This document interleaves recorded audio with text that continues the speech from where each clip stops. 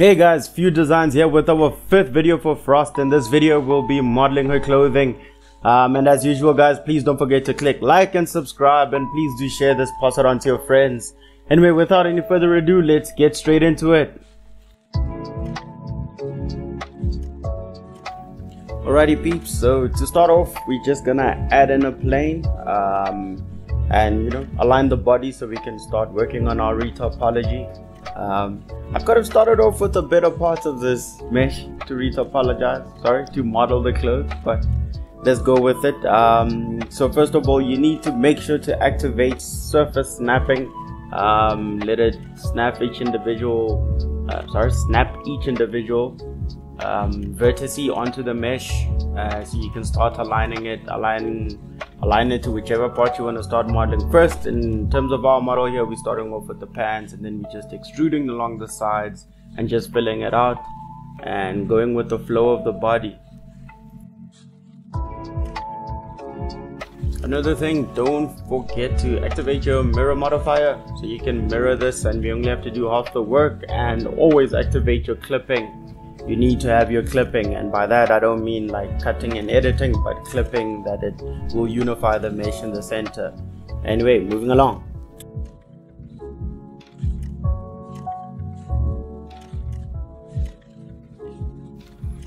Pay attention to the process and extrusion downward. This helps make your life a whole lot easier instead of just creating each form separately. And there are much easier ways, by the way, but yeah, try to pay attention to exactly how I go about this and how I go about the edges and alignment and how I extrude. If you'd like a tutorial on this, I could do a tutorial on it as well. Just let me know in the comments below whenever you find this, and we can do that in future. Alright, so here we're just preparing the edges so we will be able to join them underneath. And as you can see, like I say, pay attention to the process and make your life a whole lot easier in terms of modeling. Also with your retopology, it's about the exact same process that I'm following here. Repetition is the mother of all learning, and we shall learn. Okay, and as we work in this area, the sensitive area of the sculpt, but thank God for little detailing. We are trying to keep this family friendly as possible, so we will keep it that way. And just linking around, extruding my vertices, keeping the count, making sure to match with the top end, fill those out, and then create a subdivision so you can merge them at the end there, and that will make your life 100 times easier. Moving along.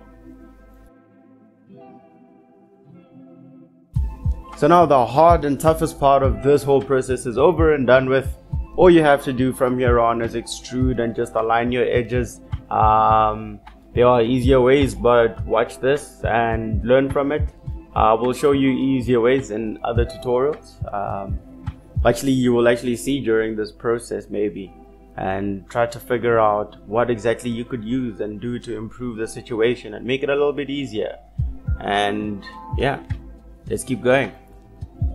So here, just make sure to extrude along certain segments and make sure to fill it out so I know to my joints, up to my knees, up to the ankles, whatever size long length of trousers you're gonna use. Yeah, that's all up to you. And then carefully align to all your landmarks. So here we're just kind of keeping it in line, and then knowing where I'm gonna get my creases, the bulging of the pants, and that's why we're scaling up there. And the other one is the knee landmark, so to understand that if I wanted to kind of hug that area, you want to have your vertices already aligned, which is why I did it in that way, in that method. And then in sculpt mode, just kind of grab brushing, aligning parts of our pants and everything. This is one of those methods that make your life a lot easier. And once we're done, we can extrude and adjust the top end of the pants. This will allow us to create, that little belt strap area. I don't know what to call it, the waist hugger. Let's call it the waist hugger. Yes. And we can continue from there on. By the way, it's important to do it in this way. You will notice later, if you want to make your own life easier, pay attention to this part. We can learn a lot from here. And yeah, let's go. And click like and subscribe just for the good pointers. I will appreciate it. You will feel better as well afterwards, I promise you. And if not, just pretend you do. Whew, yeah. Okay, I've got a little bit of an uncomfortable itch right now, so excuse me if my voice sounds a bit offish. But you know, just figured I'll be transparent with y'all. And as we keep going, after smoothing it down, we can start, you know, to lay in some sculpting in there, some nice positioning with mirror active and with it inactive. Because what you want to do is have a bit of uniqueness to either side. So it's up to you. I just prefer to not have it active, because then, yeah, it'll just feel more authentic and more genuine and more like, you know, it's actual trousers she's wearing. It'll have a nice feel to the style. With the basics done, we're marking off the landmark of where the pants will crease. As you know, with pants, normally there's a difference between the top waist hugger and the lower part, and also being able to segment off, just adding in some detailing in there for it. And here we're just adding in a circle, adding in a curve, a circle, and adding a cube, just shaping it out. And the whole purpose of this, you can do this with a plane as well, by the way, it doesn't have to be a cube, to create our belt loops. And we're gonna array modifier this onto the curve and just be able to set it up, you know, be able to set up quite a few of them at one time. Once you get more proficient at this, it will be a much faster way to work, but otherwise you can do it just through normal modeling and just position them yourself. That is all up to you.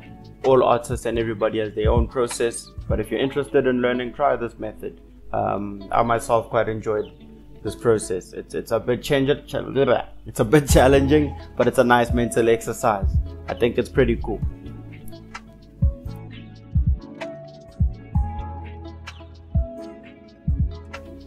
And remember, when you're moving these up to position them, move the mesh with the curve. Don't do it like I did it there. Just be a little smart about it. See, it's good that you're watching this tutorial. You can learn from where we stumble, and you can, you know, put it together yourself. And they were positioning it. What I'm doing there is using surface snap on the curve, and just making sure to position each side of it. So I've only got 2 vert points for the curve, so position those, and then you can kind of adjust everything else through scaling and by messing around with your values in the array modifier and the spread. And once we're done and you apply, you can then get to adjusting it with a grab brush and doing it manually, just adding a little character into it, and yeah, that's about it. As you can see, you can do it as a plane and add solidify modifier to it, but I found solidify doesn't work well with a deformed look, so I use the plane so I can give it a little bit of character. Solidify was just giving me some weird artifacts, so I had to use extrude all faces along normals with them selected and kind of reposition them manually. It was, yeah, very tough, tedious work, but it's still good, you know. It'll add a little something extra to your work. I think if somebody's looking to hire you, this kind of stuff will come invaluable. That, you know, you're willing to go that little extra mile to add in those little details, and we always get better as we go along, and I'd like to get better at this. And yeah, so let's move on. I know it's a lot of talking that I'm doing here, but yeah, I'm a little bit of entertainment for you as well. Let's look at it that way. And with the vest, we're going through the exact same process. And once again as well, pay attention to how I do the topology, where I do the directional changes. This just helps with the flow. It will help it deform when you're rigging and animating. Give me some feedback if any of you do know a better way as well. I'm not here to be the master and king. I'm just sharing what I've learned, and you can share with me what you've learned. So let's head into it. But yes, I am quite boss at it. No ego, just confidence. Alright. And for the breast area, as we're working with it, notice how I'm just creating a loop that kind of outlines it. Pay attention to that as well. This will help us with getting good volume around the mammary muscles. I'm not sure if saying boob might offend somebody, but that was it. Okay, from there, just slap on some smooth and solidify, and there we have it. Our vest is created, and we can move on to our boots. And pay attention to this process as well. If you'd like some more detailing in a different tutorial, I can do that as to how to go about this, but I'm sure you can follow along just fine. I give you just enough snippets to be able to understand. We don't want this video to go too long. So yeah, some subdivision, extrusion to fill up the height of the boot up until the ankles, a little bit of sculpting as well used to get some alignment.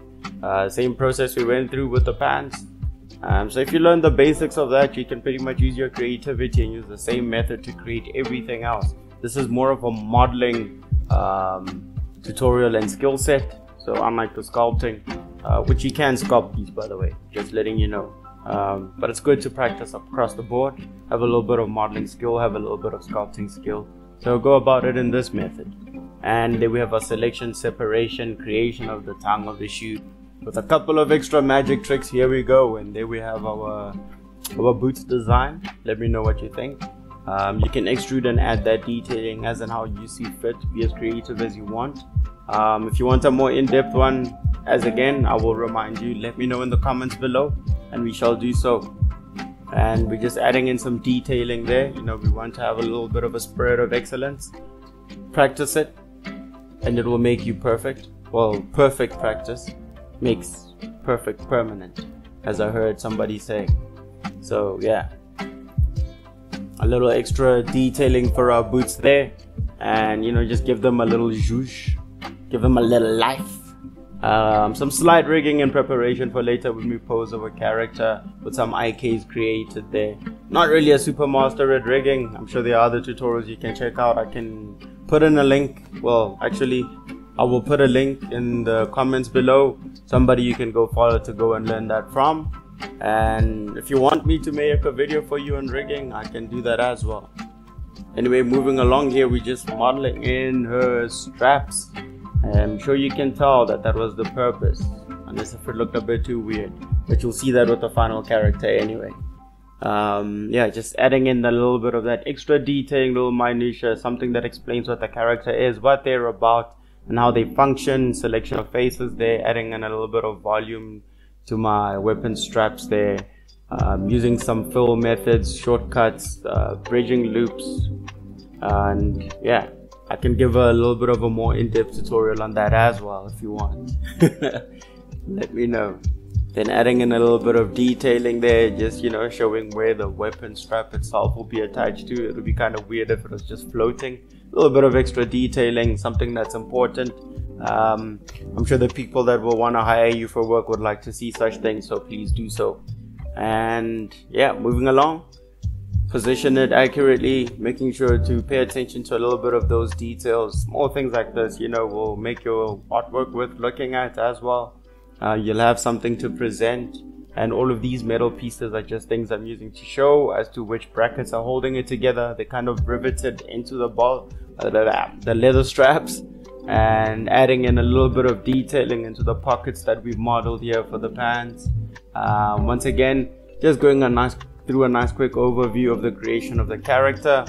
Otherwise we will be sitting here for a while. Maybe I'll start live streaming and we can go through these together in a live stream, or I'll post longer videos if you want to see. And that's about it.